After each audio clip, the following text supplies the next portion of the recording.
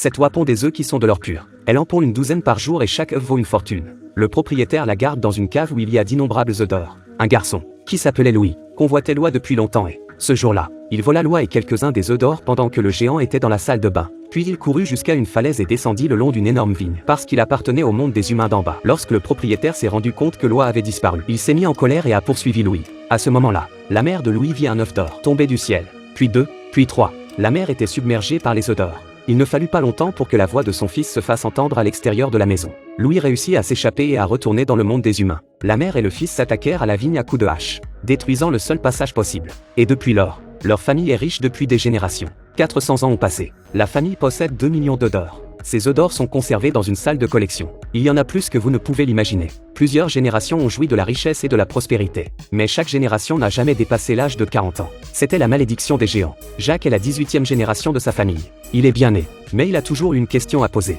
L'entreprise familiale perdait de l'argent, mais elle en dépensait. Il voulait savoir pourquoi. Jusqu'au jour où, la mère de Jacques lui a donné un collier. Elle a dit que le secret était caché dans ce collier. Il avait également été volé dans le ciel par ses ancêtres. Jacques ouvrit le pendentif du collier. À l'intérieur se trouvait une graine de pois. Curieux, il enfouit la graine dans la terre. Une lumière verte tomba alors du ciel. Lorsque la graine absorba la lumière verte, quelque chose de magique se produisit. Quelque chose de magique s'est produit. Louis a planté une graine magique. La nuit, la graine a brillé en vert. Puis une vigne a poussé dans le sol. Et la vigne devint de plus en plus grande. De plus en plus grande. Jusqu'à ce qu'elle traverse les nuages. Jacques fut choqué de voir la plante dans le ciel. Jacques fut choqué de voir la plante dans le ciel.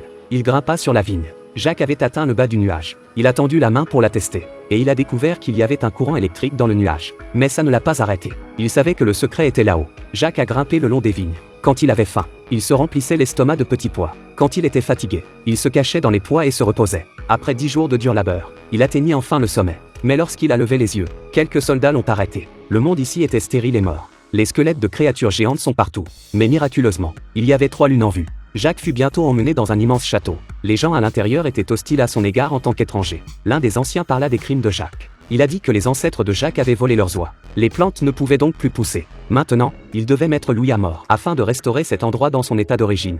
Jacques a eu honte d'entendre cela. Ses ancêtres étaient comme ça. Il voulut se racheter. Il demanda donc aux anciens. Il demanda aux anciens de lui donner une chance d'expier ses péchés. Il promit de rendre l'oie à son propriétaire légitime dans les 3 jours. Voyant la sincérité de Jacques, l'ancien accepta. Il fit appel à une garde du corps féminine et suivit Jacques dans le monde des mortels. Un homme et une femme arrivèrent dans le monde des mortels. Ils allaient enlever la poule aux œufs d'or. Ils sont arrivés tous les deux dans une base expérimentale souterraine.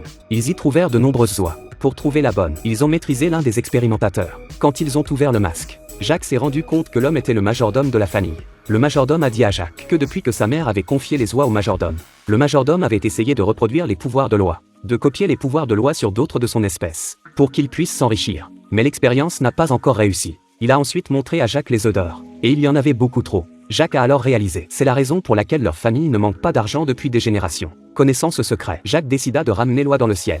Mais le vieux majordome l'en empêcha. Il voulait prendre l'oie pour lui. Mais une lumière violette se mit à briller autour de lui. Le majordome se rendit compte que quelque chose n'allait pas et tira sur Jacques. Étrangement, les balles ont été arrêtées par les lumières. C'était comme si elles protégeaient Jacques. Bientôt, des géants sont descendus du ciel. Ils expulsèrent le majordome qui avait essayé de tirer. Puis ils ramenèrent l'oie dans le ciel sans incident. Au moment où l'oie est revenue dans le ciel, dehors, le monde s'épanouit. Toute la terre est redevenue verte. C'est ainsi que devrait être leur maison. Au même moment, la malédiction de Jacques est levée. Voici la fin du film. Si vous voulez avoir une oie comme celle-ci, alors couche-toi tranquillement dans ton lit et rêvez de tout.